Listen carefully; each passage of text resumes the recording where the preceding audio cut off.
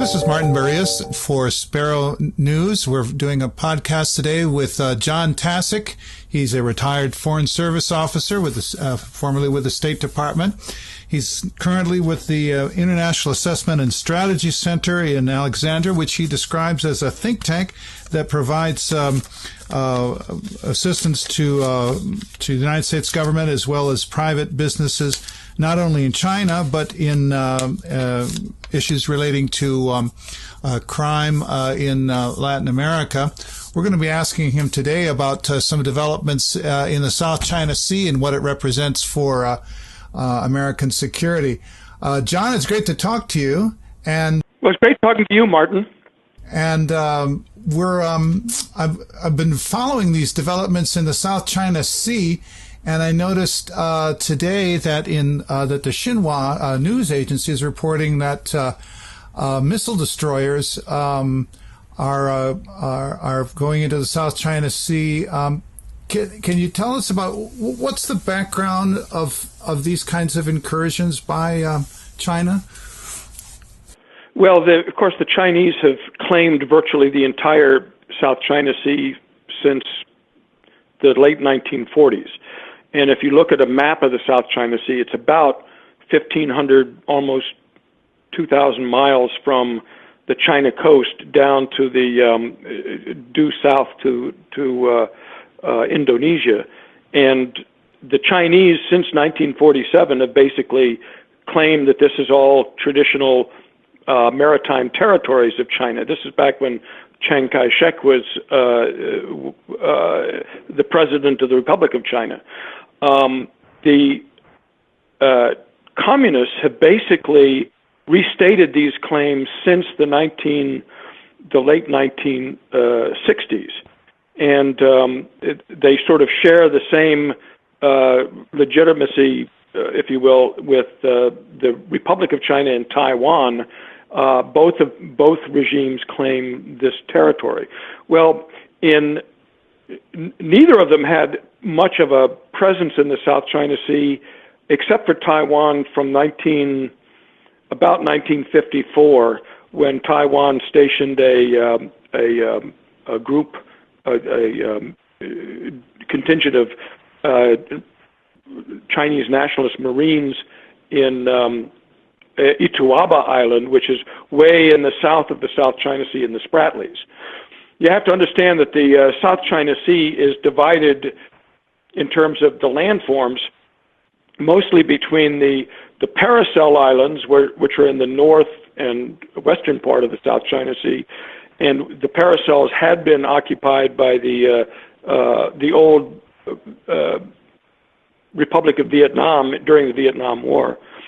And then the southern part of the South China Sea is the Spratly Islands, which are basically fly specks covering about, I would say, 250,000 square miles of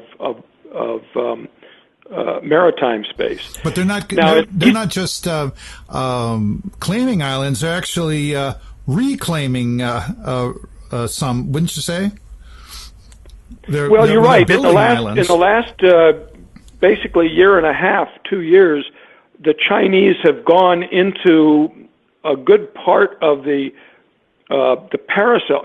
The Chinese took over the Paracels in '74 and had basically started building up the Paracels starting about 2 years ago with reclamation.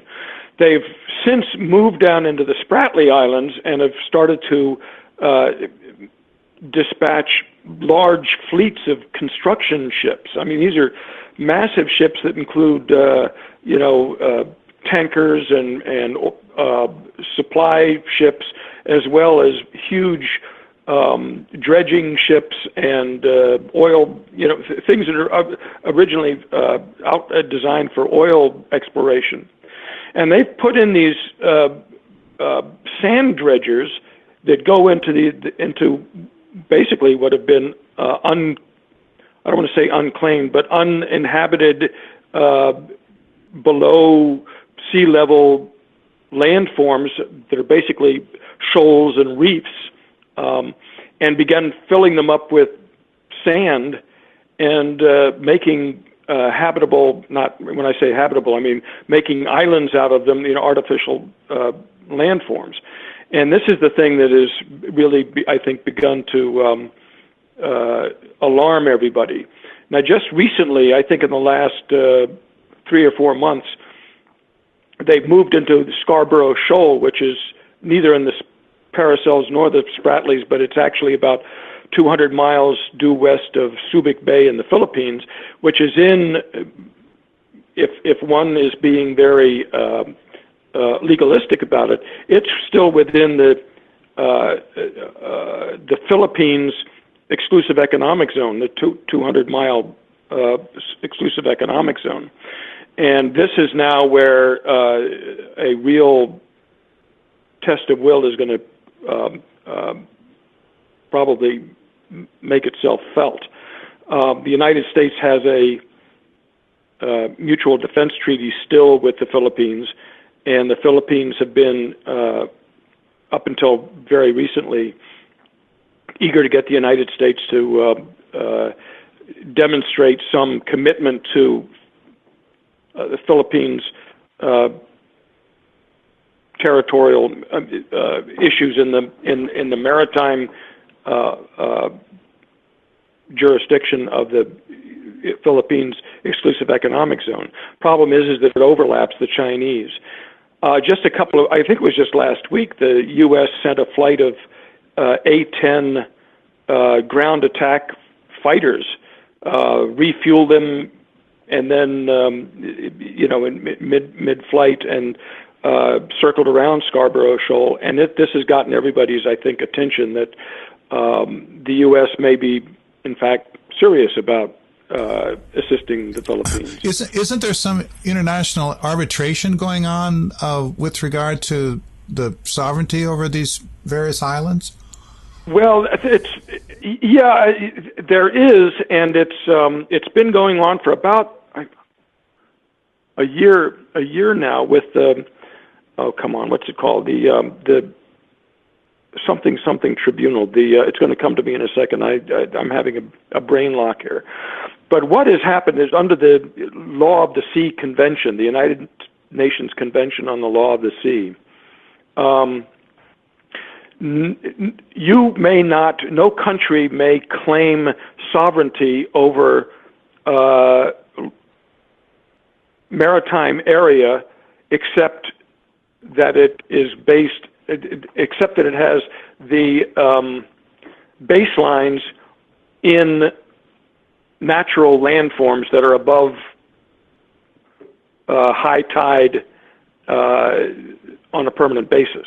So what this means is you may not claim just vast swaths of sea just because you think that that's yours.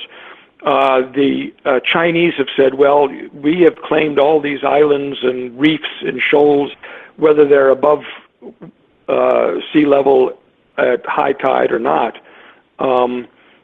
And the Filipinos have gone, the Filipinos primarily, and I think the Vietnamese as well, have gone to the tribunal, the Law of the Sea Tribunal in The Hague, and have basically said, would you please tell us, under the law of the sea, whether any country, whether it's China or the Philippines or any other country, whether any country may claim this kind of maritime area based on artificial landforms.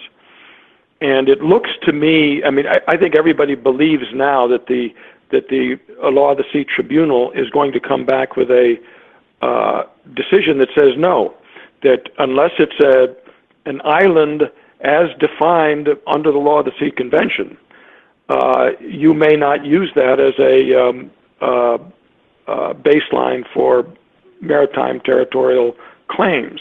Not only that, you cannot even declare that a reclaimed island is your own sovereign territory.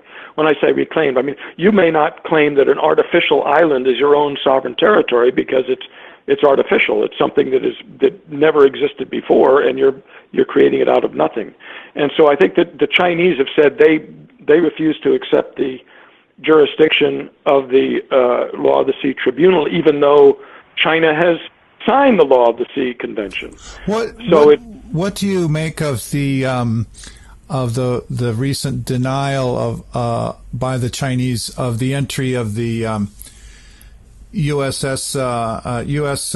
aircraft carrier John C. Stennis to Hong Kong? Well, it's a political, it's a diplomatic tactic. The Chinese have had sovereignty in Hong Kong since 1997, and every time a U.S. Naval vessel wants to go into Hong Kong, it has to get a port clearance. And so occasionally when the Chinese are upset with U.S. policy of some sort or another, they will deny the port clearance. And that's what has happened this time, primarily because of the U.S.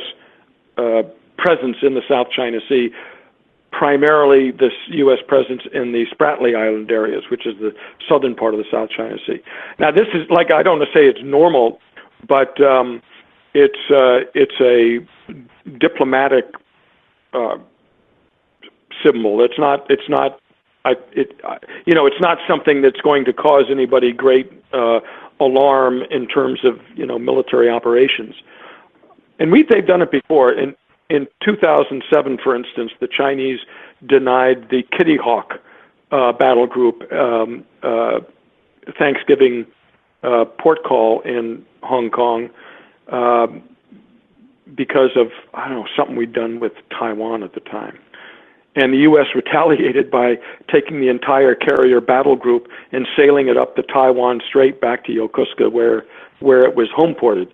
And the Chinese were even more upset about that. So I think that there are ways of responding to Chinese displays of displeasure, and I think we probably will do it again this time too. Well, I see that both Laos and Cambodia have sided with China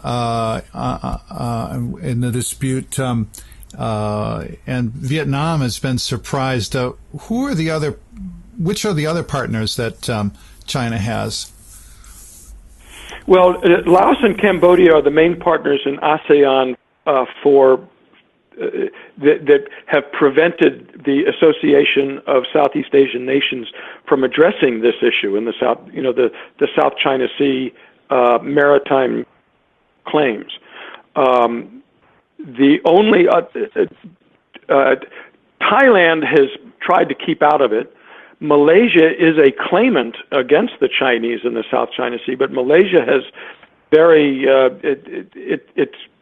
it's torn here because it's got all sorts of interests with China that they don't want to disrupt. Indonesia used to stay out of it, but the Chinese have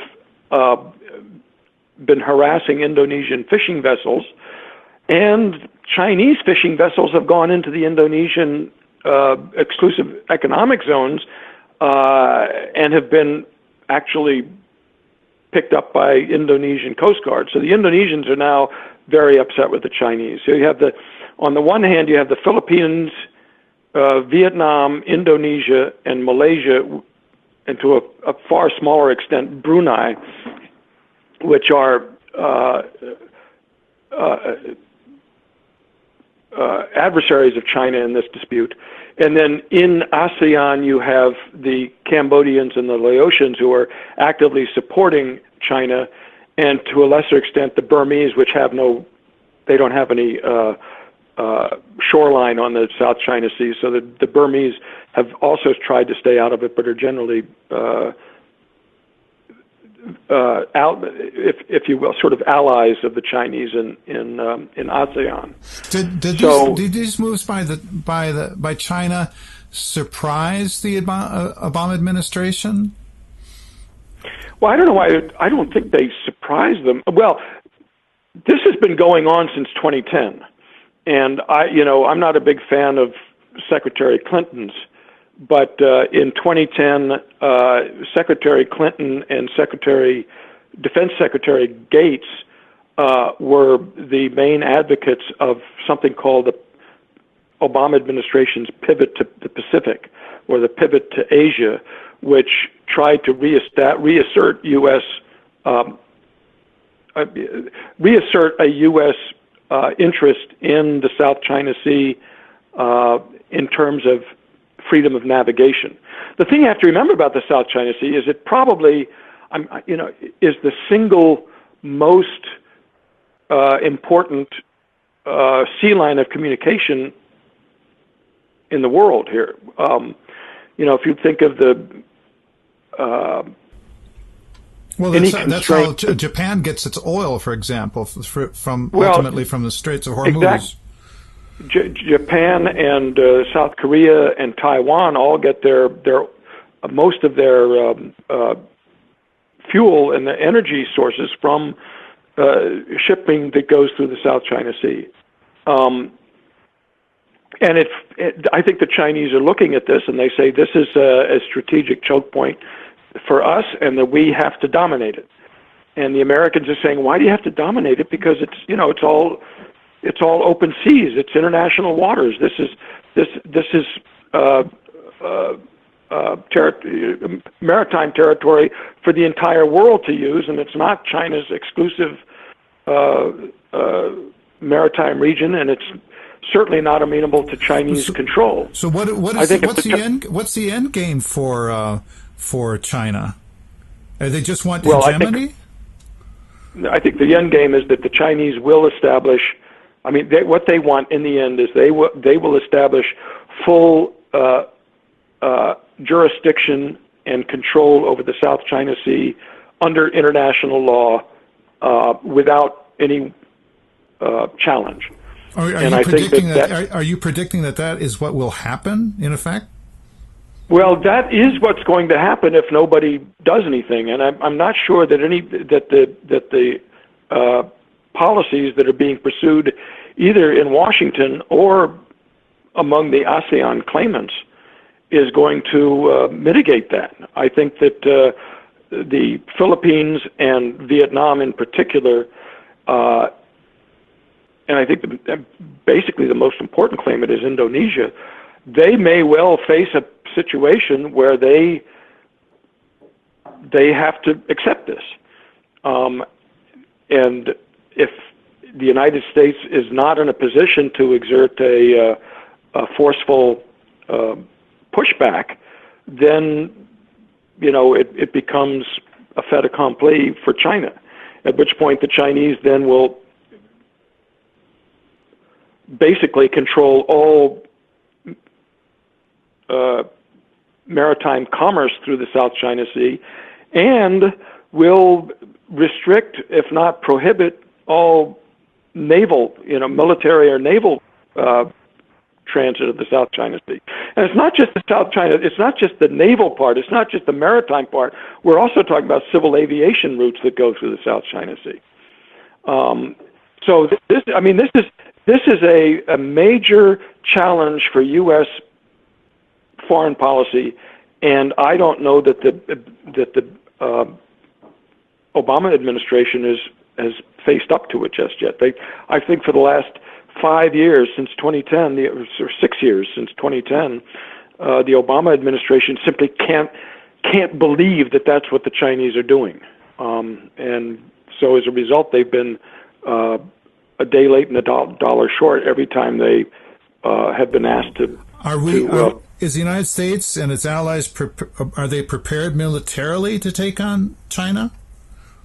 Well, we used to be prepared militarily. I don't know that we are anymore. I think we now have. I can't speak authoritatively on it because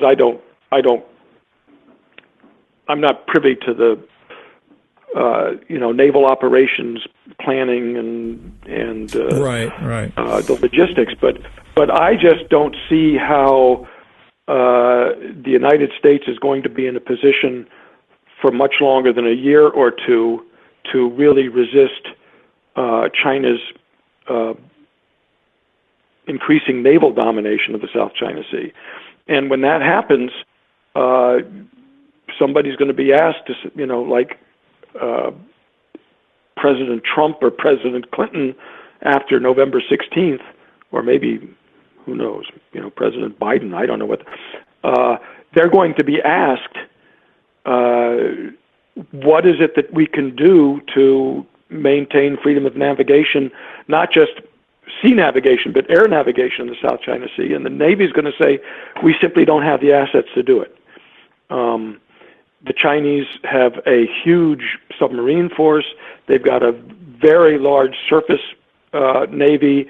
And when you are asking the U.S. Navy to spread its global assets as far as they are, that we've got all sorts of responsibilities in the Middle East, we've got responsibilities in the Caribbean, we've got responsibilities in the Atlantic and the Mediterranean. When you're asking the U.S. Navy to now match the Chinese one for one in the South China Sea, the Navy's going to say, we don't have the ships. We simply can't do it. At which point, then, we're going to be in a little bit of a situation. We'll be in a pickle. You get the idea. Right. But can you tell me a little bit more about what the assessment IASC, right. International Assessment and Strategy Center. Can you tell me a little bit more about what that's doing? Well, it has a lot of different specialties. One is transnational crime in the Western Hemisphere, South America and Central America. We also do a lot of counterterrorism and Islamic ideology assessments. And we did at one point, we had a large operation, not a large, we had an analysis group that did rare earths supply for, U.S. Investors who were interested in where rare earths were going, and this is about 5 years ago. So that's the China part of it is mostly Arthur Waldron. Rick Fisher is the real star of the IASC China military analysis. Myself and June Dreyer of University of Miami, all very involved in China analysis for IASC. That's at strategycenter.net, isn't it? Yes, strategycenter.net. Very good. Well, we've been speaking to, thanks very much, John. And we've been speaking to John Tkacik. He's a retired Foreign Service officer with the International Assessment and Strategy Center. He's a longtime observer and practitioner of relations with China, and we hope to get back with him in the near future as things develop in that part of the world. Thanks again, John. Martin, it's my pleasure. Good to talk to you again.